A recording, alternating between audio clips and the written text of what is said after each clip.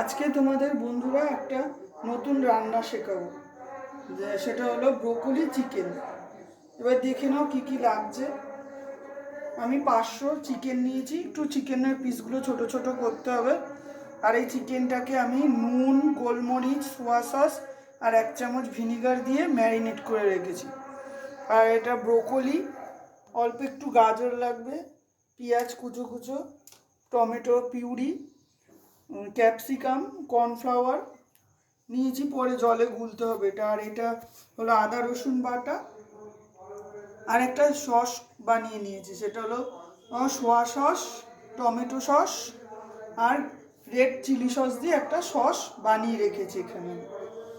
এবার চলো রান্নাটা কি করে হয় দেখো।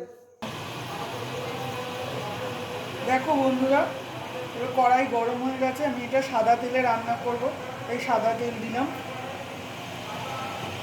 এটা গরম হওয়া অবধি অপেক্ষা করি।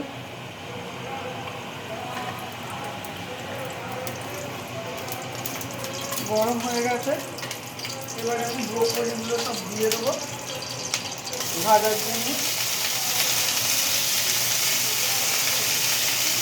অল্প একটু নুন দেবো,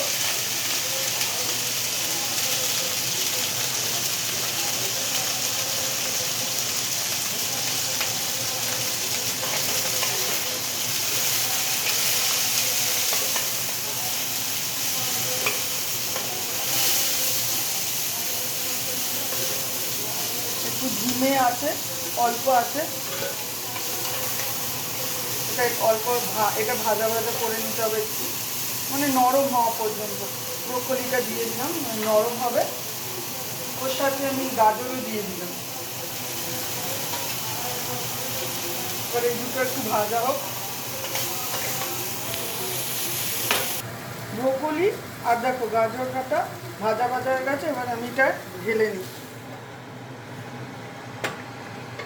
ঢেলে নিলাম। এবার আবার সাদা তেল দিলাম, দেখো। এবার তেলটা গরম হবে,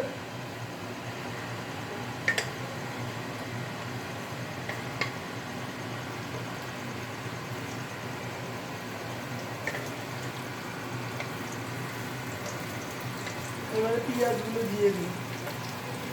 এবার পেঁয়াজটা আমি একটু, পেঁয়াজটার মধ্যে নরম হওয়ার জন্য একটুখানি আমি নুন দিলাম আর একটু চিনি দিলাম, সামান্য চিনি টেস্টের জন্য আর নুন দিলাম। দিয়ে নুনটা দিলাম যাতে পেঁয়াজটা তাড়াতাড়ি নরম হয়ে যাবে। এবার এটা আমি ভাজছি। পেঁয়াজটা লাল লাল করে ভাজা হয়ে গেছে। এবার আমি চিকেনটা দিয়ে দেবো, ম্যারিনেট করা চিকেন। 1 চামচ ভিনিগার, 1 চামচ সোয়া সস, একটু নুন আর 1 চামচ গোলমরিচ, এটা দিয়ে ম্যারিনেট করা চিকেনটাকে এবার একটু ভাজা ভাজা করব। এটা ভাজা হোক। দেখো বন্ধুরা, এবারে এটা বেশ ভাজা ভাজা মতো হয়ে গেছে। এবারে এখানে আমি পেঁয়াজ রসুন বাটা, আদা রসুন বাটা, পেঁয়াজ তো আগেই দিয়েছি, আদা রসুন বাটা, তারপরে টমেটো পিউরি আর এই যে ক্যাপসিকাম। এইবারে দেবো একটুখানি হলুদ গুঁড়ো সামান্য, তারপরে এটা হলো কাশ্মীরি লাল লঙ্কার গুঁড়ো, দুটি কাঁচা লঙ্কা, পেঁয়াজ, এই রসুন আদা আর কাঁচা লঙ্কা একসাথে বেটে দিয়েছি তো। আর আগে গোলমরিচ দিয়েছি, তার জন্য এটা ঝালটা বুঝে শুনে দেওয়াই ভালো। একটুখানি গুঁড়ো লঙ্কার গুঁড়ো দিলাম। এবারে নুনটাও বুঝে দিতে হবে, ম্যারিনেটে নুন ছিল, সোয়া সসে নুন আছে, তাই অল্প করে একটু নুন দিলাম, পরে চেখে দেখবো ঠিক আছে কিনা।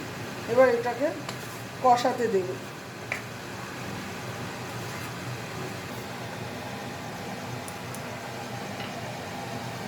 দেখো বেশ অনেকটাই কষানো হয়ে গেছে। এবার আমি এই ব্রোকলি গাজরটা দিয়ে দিলাম, দিয়ে এবারে একসাথে ব্রোকলি আর গাজরটাকে নিয়ে আবার মাংসের সাথে কষাবো। মাংস দেখো, মাংসটা আর এটা কষে গেছে, বেশ অনেকটা হয়েই এসেছে।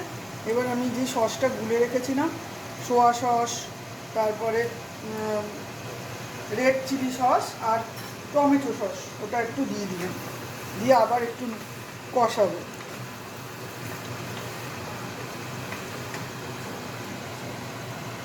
দেখো এবারে বেশ কষে গেছে, একদম পুরো গায়ে লেগে লেগে মতো গেছে, এই যে যাচ্ছে, একদম কষে গেছে। এবারে আমি একটুখানি জল ঢেলে দিলাম। জল ঢেলে এবার এই জলটা শুকাবার অপেক্ষা করতে হবে একটুখানি। এবার গ্রেভি রাখতে চাইলে একটু গ্রেভি রাখতে হবে রুটি দিয়ে খাওয়ার জন্য। এবার এটা এখন ঢাকা দিয়ে দিলাম।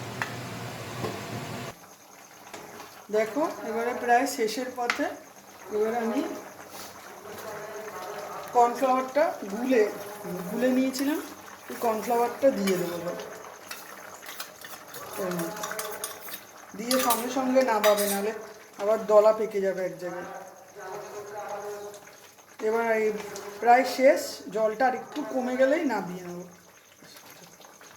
Ready broccoli chicken. বন্ধুরা এটা বানিয়ে দেখো, সত্যি খুব সুন্দর খেতে হয়।